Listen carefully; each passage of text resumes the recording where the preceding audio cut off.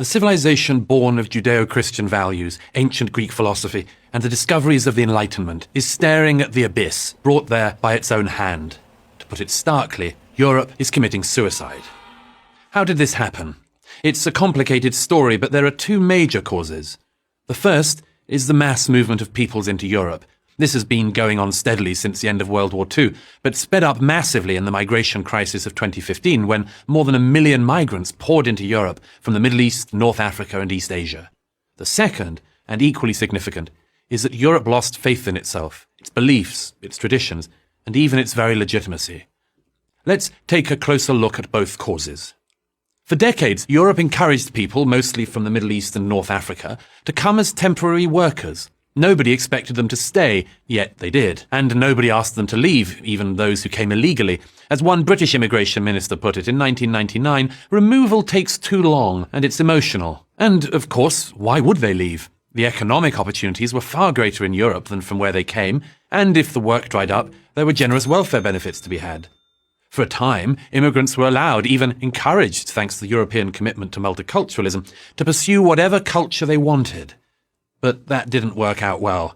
The leaders of Britain, France, and Germany admitted as much in 2011 when David Cameron, Nicolas Sarkozy, and Angela Merkel dramatically announced that multiculturalism had failed.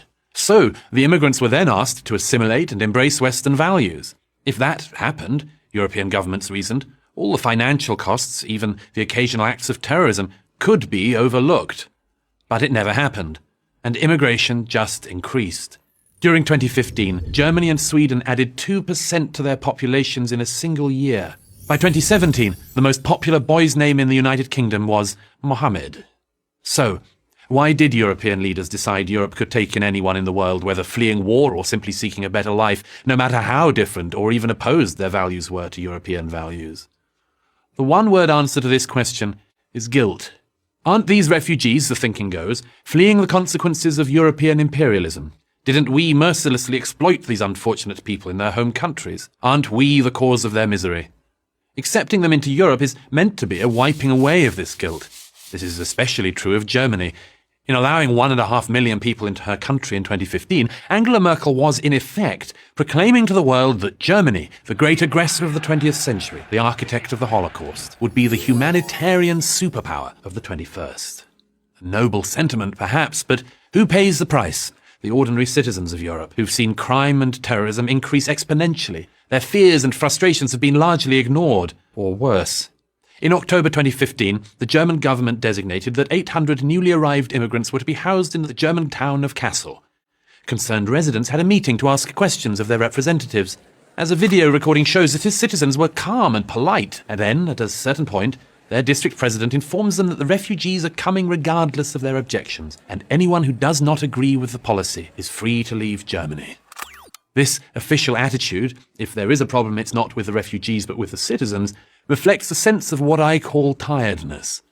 A feeling among the elite class that the European story has played out, that we've tried religion and all imaginable forms of politics, and that each has one after another led us to disaster. We taint every idea we touch, so who's to say that the world wouldn't be better off without us? Of course, only people who have no idea how lucky they are could take this view. Ironically, no one knows this better than those refugees who truly did assimilate and who defend Western values. Extraordinary people like Somali-born Ayaan Hirsi Ali, who left the Netherlands because she believed in the principles of the Enlightenment more than the Dutch did. Or Hamid Abdel Samid in Germany, whose life is threatened by fellow immigrants because he defends European values.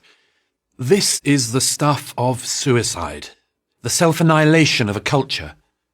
It is possible that ordinary Europeans will join their leaders in this pact, but recent opinion polls suggest that they have no intention of doing so.